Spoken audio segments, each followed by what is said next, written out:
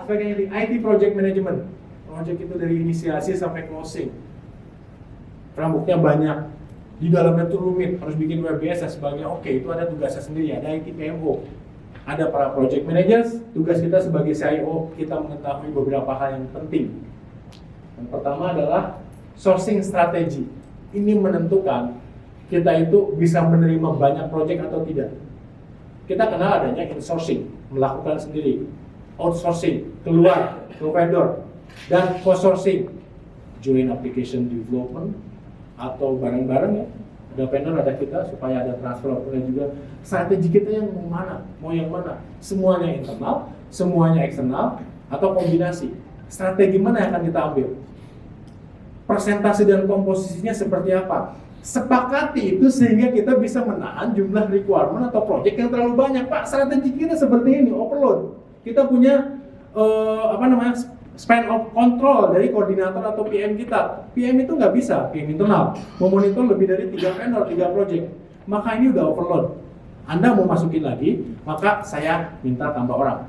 Atau bahkan PMO-nya atau project manager di outsource gitu kan.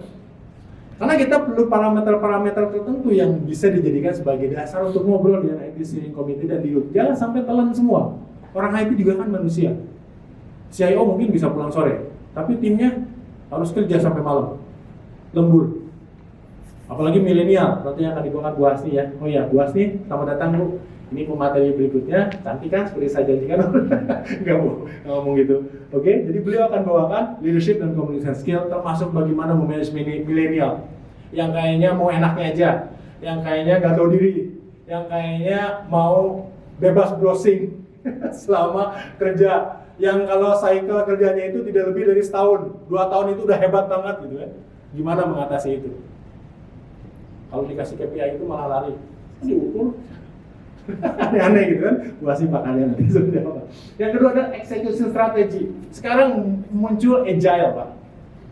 Seakan-akan menarik kalau dari campaign, dari branding mereka, dari result-result yang didapatkan oleh perusahaan yang sukses menjalankan agile. Hati-hati juga. Tidak semua perusahaan bisa menerapkan agile 100%. Harus dilihat tipikal industrinya dulu. Kalau perusahaan yang produk launchingnya, time to marketnya sangat ketat, kalau telat dikit munculin feature baru maka disalip kompetitor, sangat cocok sekali. Dari mulai product manager atau product owner sampai dengan tim yang berada atau berasal dari multiple division atau unit ngumpul di satu tempat. Sedang meeting kita mau apa, kita bikin sprint planning dan sebagainya, execute. Kecepatan itu loh. Tapi kalau bagi perusahaan yang memang tipikal projectnya itu kompleks, satu project tidak hanya release feature atau belum pakai platform malah, dan perusahaan itu highly regulated, sangat ketat sekali aturan-aturannya. Bahkan aturan secara umum dari lembaga regulator juga harus ditetapkan dulu aturan internalnya. Maka tidak bisa kan orang risk, orang legal duduk bareng setiap kita mau launching produk, mungkin tidak relevan. Atau bisa kita kombinasi, jadi bukan berarti agile itu menyelesaikan semua masalah. Kalau dari praktisi itu mungkin selesai juga gitu kan. Yang highly regulated juga nggak masalah caranya gini. Tapi ketika saya lihat di beberapa company yang saya ketemu, para CIO-nya nggak jalan Pak di sini agile.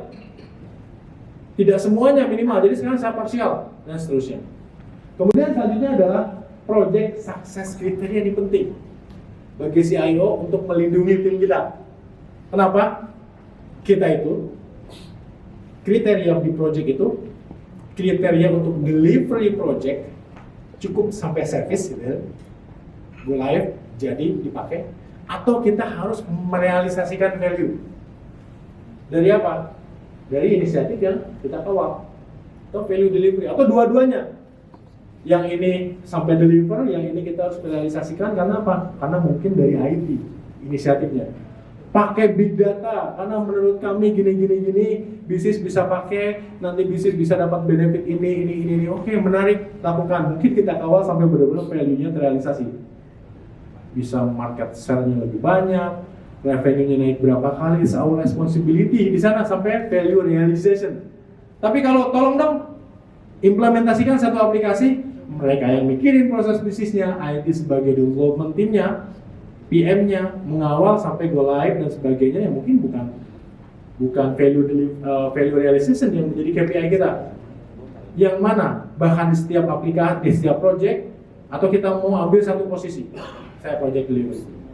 Lanjut adalah program. Banyak sekali project di perusahaan di deliver tanpa kita punya program. Itu celakanya itu.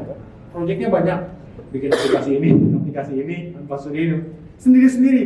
Kita tidak pernah duduk sebentar sebagai CIO melihat semua project yang berhubungan, keterkaitan, mana yang prerequisite sebelum project mana, itu dipikirkan, dikelompokkan harusnya dalam satu program. Sehingga kita clear, implementasi satu project tergantung kemana saja. Jangan sampai begitu di launching, kok lambat, iya networknya belum di-upgrade dulu, Anda sudah launching produk yang dipakai siapapun. Bikin BI, transactional processing sistemnya, belum ada, ya akhirnya datanya ditembak, jadilah dashboard. Sementara di bawah struggling, masih manual. Program harus dibuat untuk mengidentifikasikan related project yang harus bareng, yang duluan dan sebagainya. Kadang-kadang kita lupa itu. Seakan project saya banyak gitu. Sama dari dulu kan, Bapak Ibu mungkin mengalami program keluarga berencana. Itu kan projectnya banyak. Project penyuluhan, membagikan alat kontrasepsi, mana-mana saya. Kemudian ini contohnya agak aneh ya.